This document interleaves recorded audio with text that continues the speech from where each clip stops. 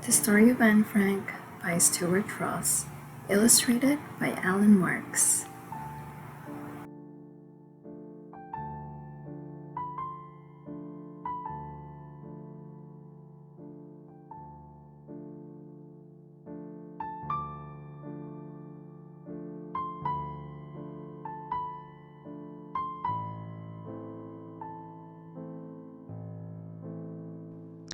It was the middle of May 1940. World War II was raging in Europe. The Nazis had taken over Germany and attacked the countries around them. During the last few days, they had defeated the Dutch. And in the Dutch city of Amsterdam, a father and daughter were watching the enemy arrive. The noise went on and on. Anne Frank let go of her father's hand and covered her ears. She stood back from the edge of the pavement and stared at the roaring stream of dark trucks. They were all full of soldiers. When the last truck had gone around the corner, Anne lowered her hands and she looked up at her father. He was a tall, handsome man dressed in a neat gray suit and brown hat. "Is that the end of the war, Daddy?" she asked, feeling for his hand again. Mr. Frank looked down at his 10-year-old daughter and smiled gently. Anne knew the look well. It said, "I am smiling because I love you, not because I am happy." He lifted his eyes and looked at where the trucks had been. "It is the end of the war for the Dutch, but it is not the end of the war for us."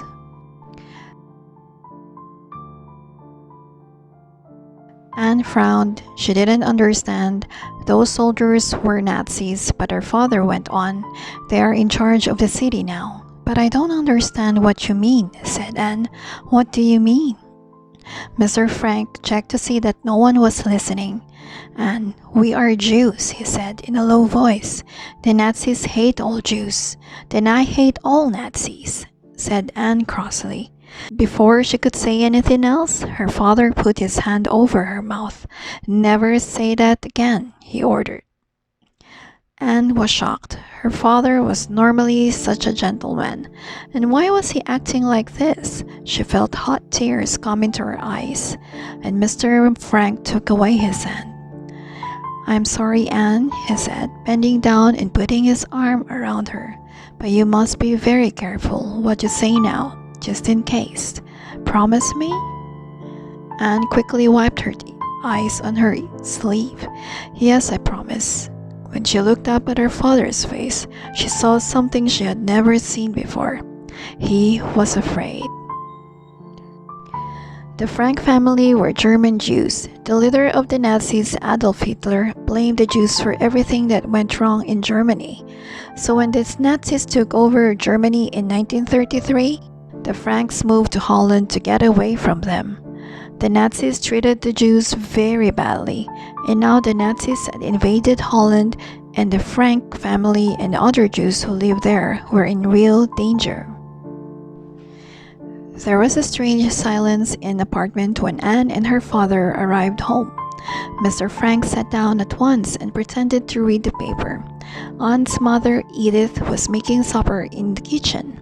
Grandmother was knitting. Anne's older sister, Margaret, sat tucked up on the sofa. When Anne tried to talk to her, she told her to go away. Only the cat Morty was still friendly. Anne picked her up and cuddled her. "What's the matter, Morty?" she asked.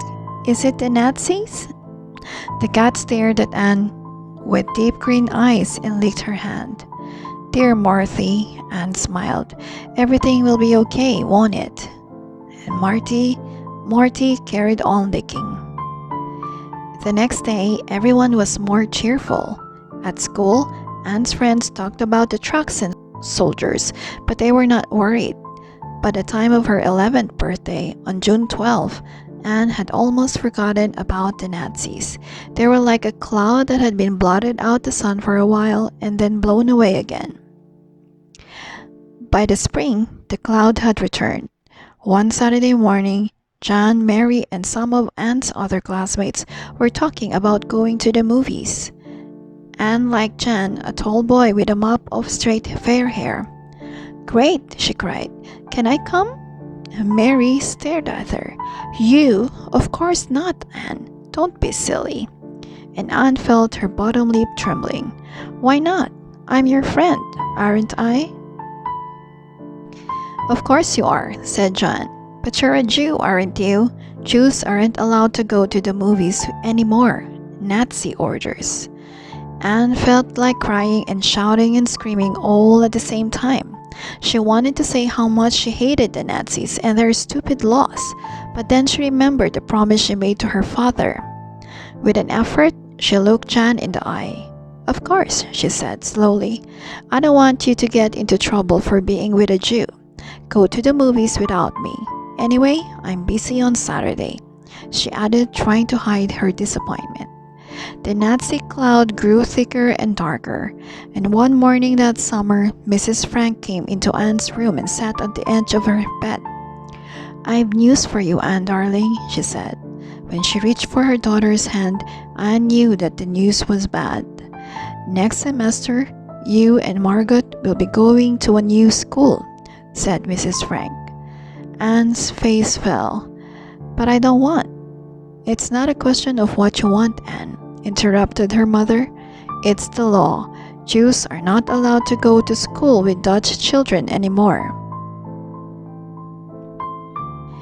Life for the Jews in Germany was terrible by 1941.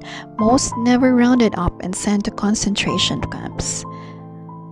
The Nazis and their Dutch supporters began treating the Dutch Jews the same way. They were banned from public places such as theaters, restaurants, and swimming pools. Later, Jews and non-Jews were not allowed to work together. Anne quickly settled into the Jewish secondary school. One of her best friends, Nellie Gosler, also went there. The teachers liked Anne and so did the other pupils.